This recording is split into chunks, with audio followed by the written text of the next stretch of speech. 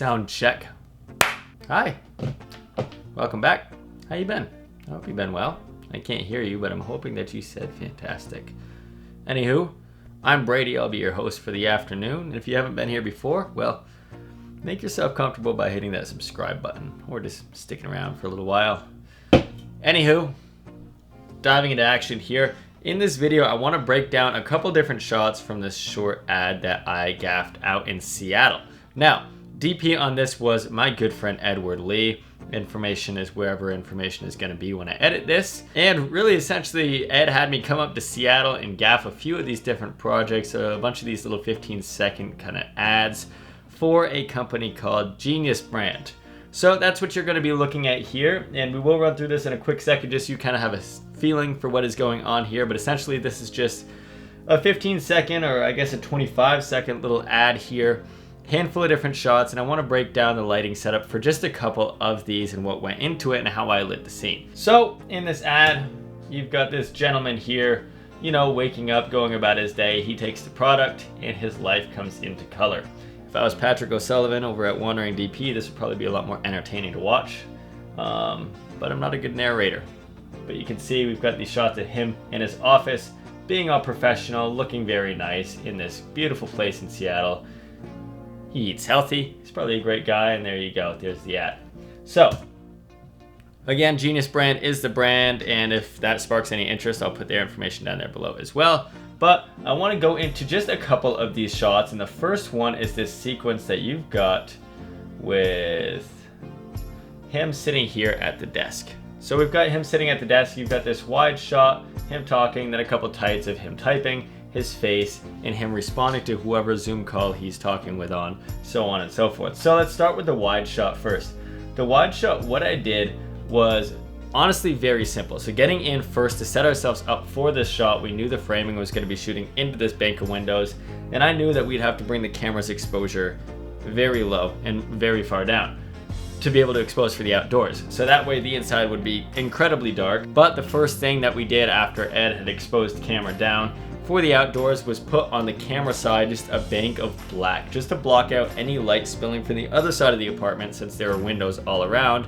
So we took black duvetine, hung it up from the rafters. Luckily there were a lot of I-beams to hang things from, and we just blocked out any front side light. So then we just started to build this contrast ratio between the outdoors and this inside, but now everything is very dark, so we needed to bring in some more lights. Now essentially there were two lights that I added in here. The first one is, you can see on his neckline on near side camera, you've got this little edge light. So that's what I want to talk about first, because it's a very simple setup. I used an Aperture 600D Pro, and I used a spotlight attachment for that, and I just had it on a stand out of frame right. And with that spotlight, I used the blades to really just tuck in this little narrow strip so it really fell on his shadow side over here along his neck. And then it wouldn't spill on the desk or spill on the wall anywhere else. I really just threaded the needles. That's a perk of having a spotlight mount. If you don't have that, you can also use flags or floppies or anything like that to really cut that shaft of light and narrow it in. But that was the first light, was that rim light, and that was kind of motivated by just the outdoor ambient exposure that would be in this really bright, nice penthouse that we were in. So we got the first one there, but then I was stumped. I was like, how am I supposed to light his face when he's very obviously dark?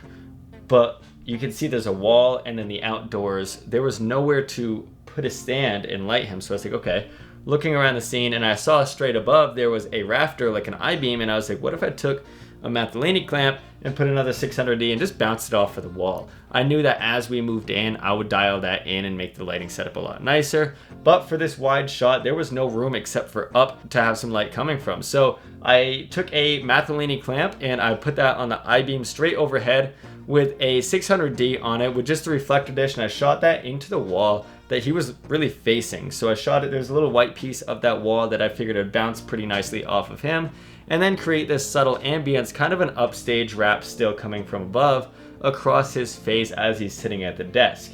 So you can see that as we move in, the lighting gets a little bit nicer. But I want to finish with wrapping on this first shot, and that was all we did, just two lights. So we blocked everything off with the duvetine on the camera side, exposed for the windows, and then we brought in this rim light, which was the spotlight mount with the 600D, and then the bounce light that was just a 600D overhead acting as our key light. That's all it was. But then we moved in to this more narrow shot where I want to skip over the hand one, but you've got the one of him really close up and watching him talking. That's a beautifully soft light. You've got this really nice Rembrandt, and you can still see that edge light that's existing there. So the edge light stayed pretty much the same. We kept that 600D spotlight, and I just dialed it in a little bit left to right just to find out where I really created that nice shaft of light that Ed and I and everybody else liked. And then additionally, his key light was where things changed. I didn't just bounce it off of the wall. I knew that since we couldn't see that wall in the frame, we pulled the desk out a little bit from the wall, and then on it we hung up, or I think we just held, if I remember right, I think we just all held it up because we didn't have the stands available at the moment. We held up some white fabric. I think it was just like a magic cloth or something like that, just to bounce that 600D that was still overhead into this white fabric, and then we dialed everything in a lot better from there. So now that gave us this really nice soft bounce wrap light, and you can see that it's really coming in from the window bright. You even get that edge on his like almost brow line and forehead coming across, wrapping, giving us this really nice Rembrandt on his near side into some shadow, and then this edge light from that 600D in the spotlight came into play and make this really nice edge light on his neck. So that's all that we did for these two. It was a very simple shot. Essentially, like I said before, we just exposed for the outside, added in that edge light, and then added a key light, which on the wide was just bouncing off of the wall, and then on the tight we dialed it in to make it a little bit nicer and a little bit more polished off and pretty. So the next shot that I want to talk on didn't actually make it in, or the wide at least, didn't actually make it into the final cut that much, but I want to talk about this sequence of him pulling some groceries out of the bag, cutting up his groceries, and cooking whatever he's making. But essentially, again, a 2-light setup. This last day, we only had half a day to be in this location, so everything was very much on the fly. So coming from this dark side of the apartment angle, we had that duvetine up on this frame left side, as we had blocked off the ambience in the first shot that we talked about.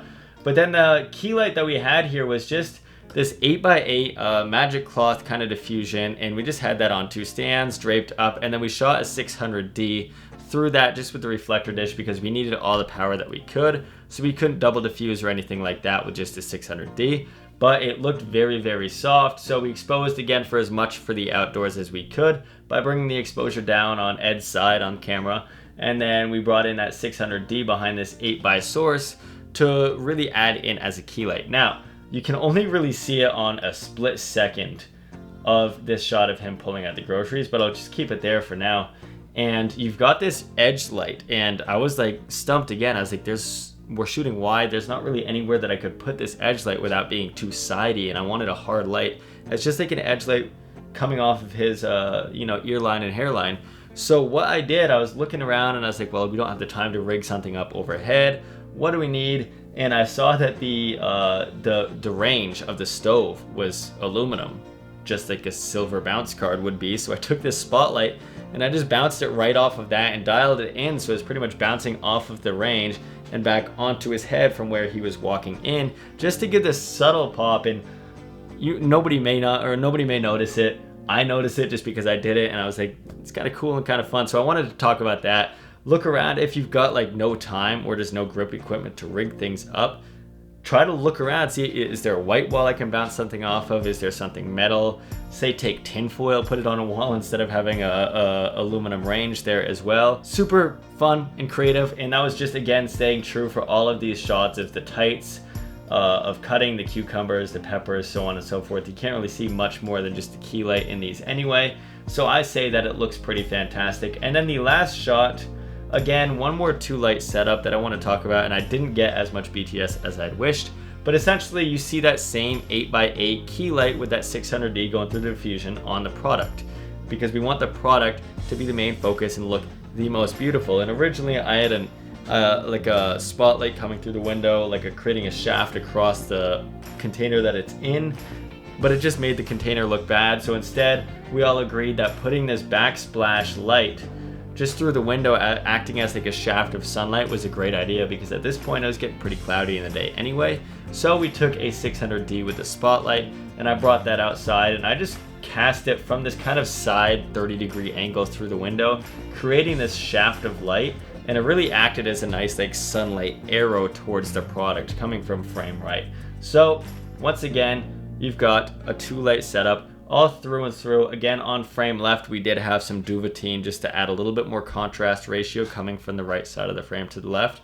But essentially that's it. And I just wanted to talk these over for you because a lot of these shots were run and gun. We didn't have a lot of time. We had 4 hours max to be in this location, so we had to be in and out and work quick and improvise. And it was a really fun challenge all through and through, and I wanted to just share that with you all this week. So again, I want to thank Ed Lee. Go check him out. Say I said hello, for just bringing me up to Seattle, because Seattle's awesome and Ed's awesome, so it's a huge win. And then everybody at Genius, if you are watching this, I want to thank you as well for accepting me to be there and accepting me to do this. So go check them out as well. All the information is down below. That's going to wrap up this week. It was definitely a mouthful, and I'll see you next time. All right, guys. See ya. By the way, not sponsored, but if you drink seltzer, you got to try this orange vanilla polar seltzer. Top tier. All right. See you later.